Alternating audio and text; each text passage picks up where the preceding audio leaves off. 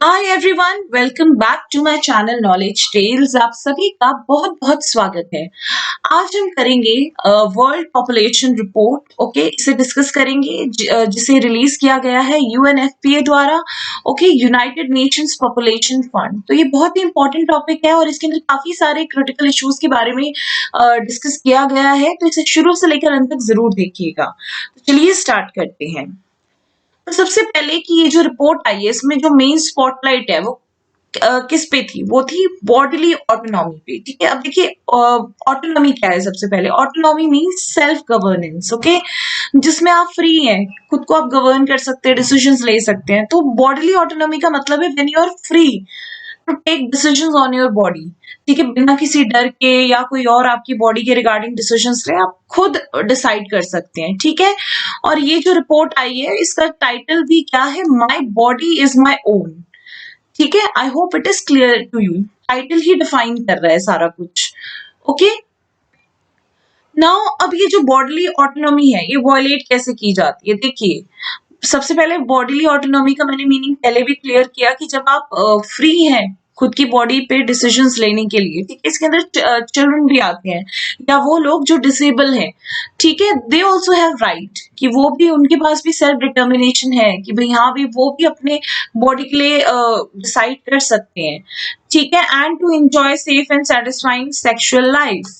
ठीक है, अब देखिए वॉयलेशन होता कैसे है? सबसे पहला चाइल्ड मैरिज, ठीक है, बाल विवाह, then female genetical mutilation, then lack of contraceptive choices. ये बहुत ही बड़ा एक इशू है। मतलब अभी आप आगे भी पढ़ेंगे कि लोगों को मतलब अवेयरनेस ही नहीं है इन सब चीजों के बारे में। ठीक है, जिसकी वजह से क्या होता है? अनप्लान्ड प्रेगनेंसी हो जाती है। ठीक है, unwanted sex exchange for food and home. When people with diverse sexual orientation and gender identities cannot walk down a street without fearing assault or humiliation. तो लोगों को काफी ह्यूमिलेशन और इन सब चीजों का भी सामना करना पड़ता है। तो कहीं ना कहीं कुछ लोग जाके कॉम्प्रोमाइज कर देते हैं कि सोसाइटी में रहना है तो वी शुड कॉम्प्रोमाइज। ठीक है, कि ये सारी चीजें कुछ भी बुरा हमें फेस ना करने को मिले। Okay, I hope it is clear to you. Now इस रिपोर्ट के हाइलाइट्स क्या थे? सबसे पहले तो देखिए, जो 55% वुमेन है वही empowered है चॉइसेस बनाने के लिए। ठीक है, they can make choices and nearly half the women from 57 developing countries. तो यहाँ पर डेवलपिंग कंट्रीज की बात हो रही है। ठीक है, they do not have the right to make decisions regarding their body। अब डेवलपिंग कंट्रीज में भी वुमेन के पास राइट्स नहीं है to make decisions on their body. और इसमें क्या क्या है? देखिए, कॉन्ट्रसेप्शन, हेल्थ केयर की, हेल्थ केयर भी अगर उनको चाहिए तो उनके स्पाउस, उनके जो हस्बैंड्स, ये लोग डिसाइड करेंगे। ठीक है, and even on their sexuality. ठीक है, they do not have any right to say yes और no.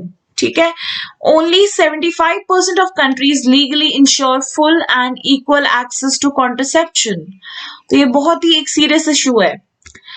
Then, women around the world are denied the fundamental right of bodily autonomy with the COVID-19 pandemic further exacerbating the situation। देखिए कि पहले ही world में इतनी सारी problems आती है जब भी बॉडीली ऑटोनॉमी की बात है, डिनाई कर दिया जाता है, और कोविड-19 की वजह से ये सिचुएशन और ज्यादा वर्स हो चुकी है।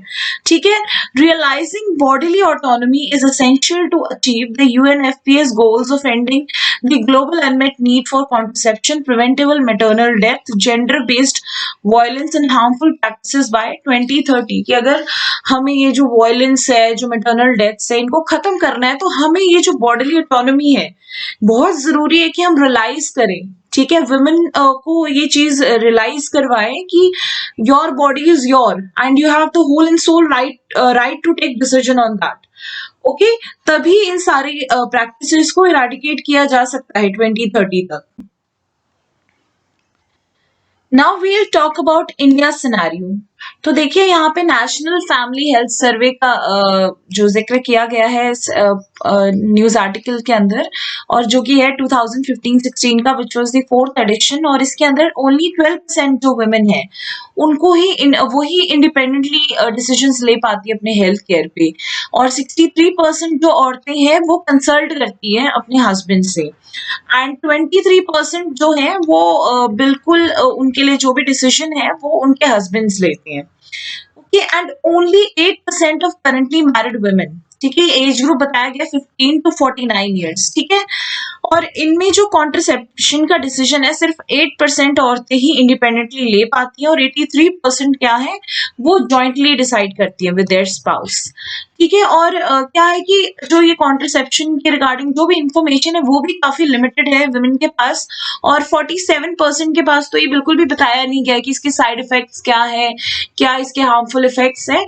तो बहुत ही लिमिटेड डेटा इनको प्रोवाइड किया गया है। Okay, I hope it is clear to you.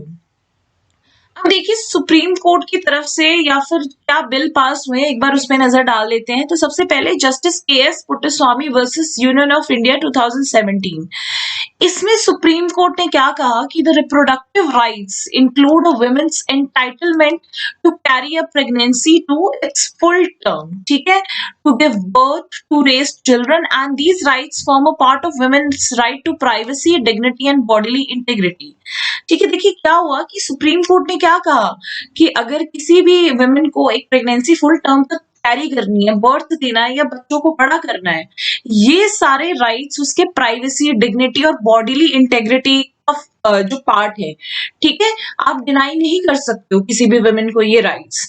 And this judgement paved a way to resolve the potential constitutional challenges to abortion and surrogacy, ठीक है, जो भी चैलेंजेस आने ये आते हैं रिगार्डिंग अबॉर्शन एंड सरोगेसी, ये जो जजमेंट है उनको भी रिजॉल्व करने में हेल्प कर सकता है।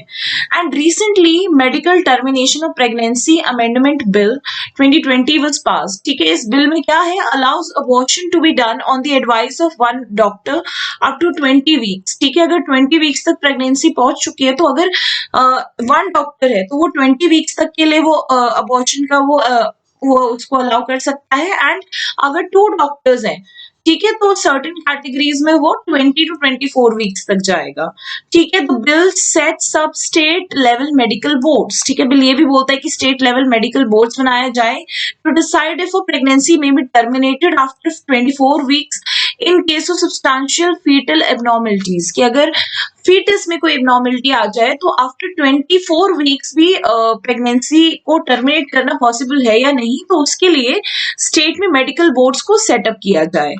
Okay, women's access to bodily autonomy is measured in the report through their power to make their decisions about their reproductive health care, contraceptive use, sexual relations, and extent to which the law of country support or interfere with a women's right, ठीक है, with the women's right, ठीक है, यहाँ पे इसे complete कर लेना।